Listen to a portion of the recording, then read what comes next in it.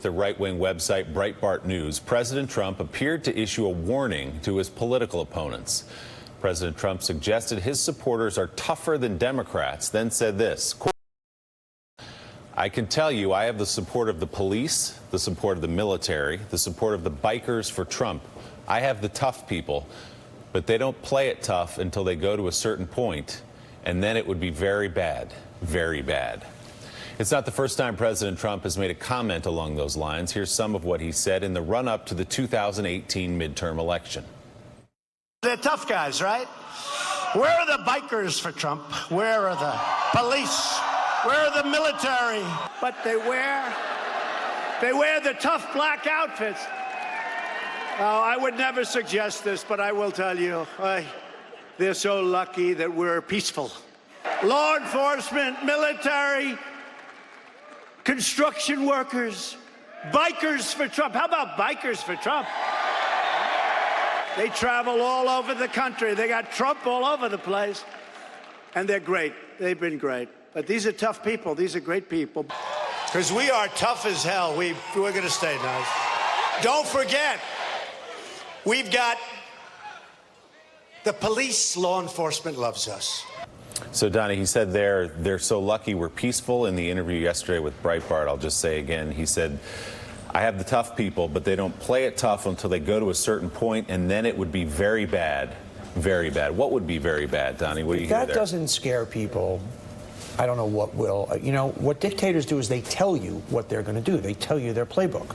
Before the end of the 2016 election, when he thought he was going to lose, he was already setting up the polls are rigged. Michael Cohen said this at the end of his testimony, and I've said this all along. This is like no other we've ever seen. If he loses, he would do anything possible. He will tell people to take to the streets. He's already visualized what he said. Police, military, bikers, construction workers. If that doesn't frighten people, and he will not peacefully. I'm not saying he has the ability for a coup to galvanize the military, but if he could, he would. This is not a man where there's going to be a peaceful transition. I am not speaking in hyperbole. Here's the good news. The military, police, firefighters, those people swear oaths not to the man, correct, but to the country. And it's insulting to these people to suggest that they would be moved by the president's honor to defend him in the street and to attack their fellow citizens in the process. That's an insult. It's humiliating, and that's why this is less threatening than it is just sad and kind of pathetic. The notion here that he has to rely not on his own accomplishments, but sort of a foreboding sense that he would sick his own supporters on us. I disagree. I think this is very dangerous. I mean, as he said in his campaign rallies when he was running, he'll pay for someone's lawyer if they get in trouble. The fact that the President of the United States is saying, if it gets bad, I will allow my people to become violent and I will support them. Who's to say when it gets bad? This campaign is starting off with Trump has already started with rallies. This is going to get worse and worse and worse. And when people are riled up by the President of the United States, and they say it's okay to have violence because they deem it's gotten bad enough, and they punch out a reporter like they did with the BBC. This is very dangerous. It's absolutely dangerous. It's reckless. It's irresponsible, and the violence has already begun again at his rallies. He said we should have violence at my rallies, and the violence happened, and the movement has gotten away from him to a certain extent.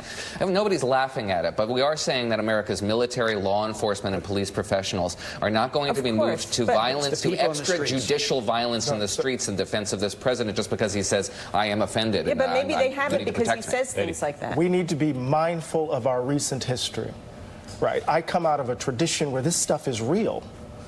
When people are mobilized, when their fears and hatreds are exaggerated and they feel like their lives are under threat. So I come out of a tradition just to stand in a line to vote could lead to the threatening of your life, right? So, and it wasn't just simply by people who were just ordinary citizens. It was actually sanctioned by folk who took the oath.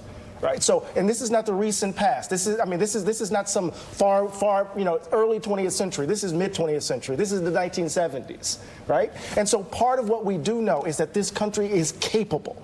We are capable of unimaginable ugliness. Correct. Kent State. We are capable of unimaginable And ugliness. he is capable. And he is just capable like every other institution that we have banked of mobilizing it. Peaceful transition. He will look to the camera and say, "People, they took your president. Do what you need to." He is capable of that. Please trust me on this. And the thing that we cannot forget, I just want to emphasize it, that we are capable of unimaginable ugliness, and that there are people who are walking around this country right now Correct. who have borne the brunt of it. So when you hear Donald Trump say things like that, it's not hyperbole. It's not just simply insulting. It's speaking to the capacity of human beings to be dark. Amen. I mean, I guess it's a hypothetical. So we're supposed. It's not.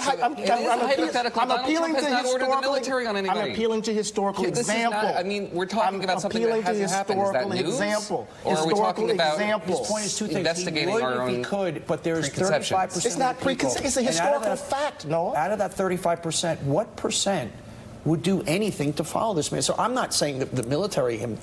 I'm talking about the call to action to people on the street, and that's what Eddie is talking about. Eddie is also talking as a black man, and